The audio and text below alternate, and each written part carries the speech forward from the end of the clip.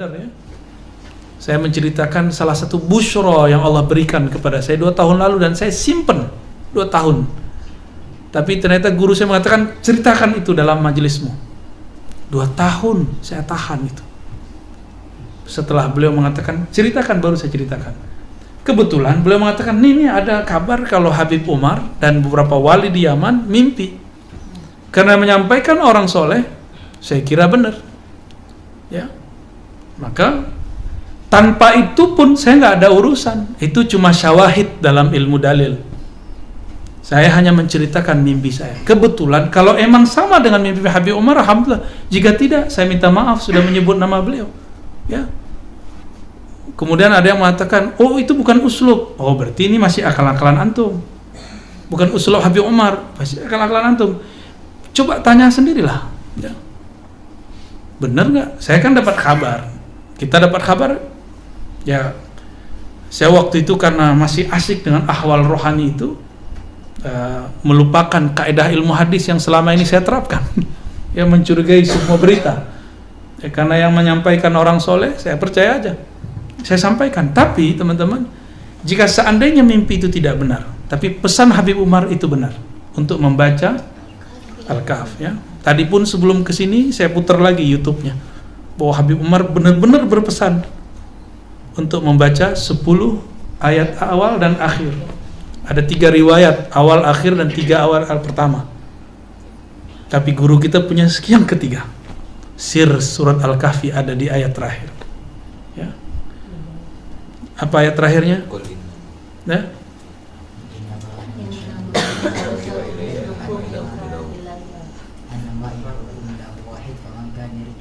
Faman kana yarju liqa'a rabbih falyamal 'amalan salihan wa la yusyrik bi ibadati rabbih ahada. Ini kalimat pentingnya.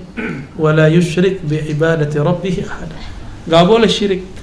Antum kira syirik itu cuma kultusin orang, berhala? Enggak. Fulus. Hati-hati lo, itu syirik lo. Rusak karena fulus, ente musyrik. Rusak karena ego, ente sudah mengilahkan egonya.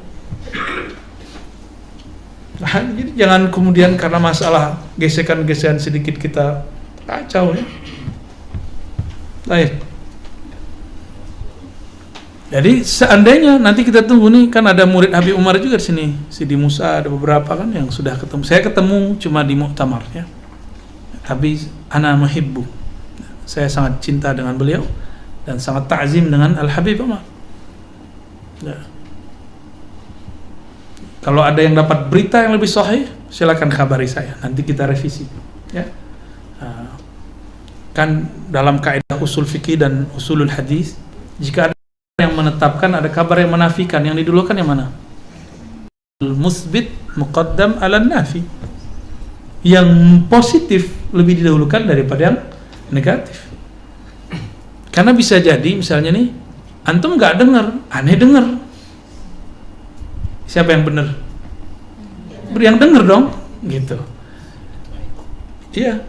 Ini juga dijelaskan oleh Allahyarham Syekhna Ali Mustafa Yaqub, Profesor Khuzaimah, sama penjelasannya persis sama seperti itu. Dr. Lutfi dulu yang ahli hadis, sama penjelasannya begitu.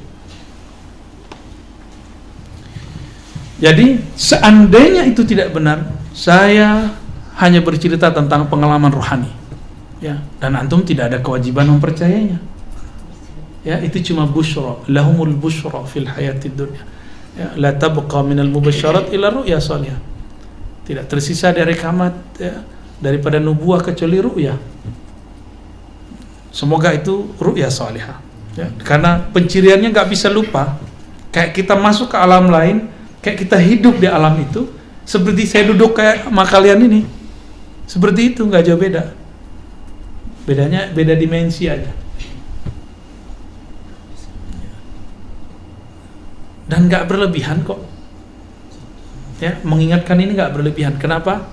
Jangankan Ar-Razi yang jahil ini, Sayyidina Nuh dan nabi-nabi setelah Nabi Nuh, kulluhum anzara qaumah. Semua nabi setelah Nabi Nuh mengingatkan kaumnya mengenai bahaya Dajjal. Apa salah seorang Ar-Razi yang belajar hadis mengingatkan orang mengenai adanya zuhur Dajjal, munculnya Dajjal. Jika dari abad terdahulu mereka sudah ngomong hati-hati Dajjal, hati-hati Dajjal, ternyata sekarang zamannya.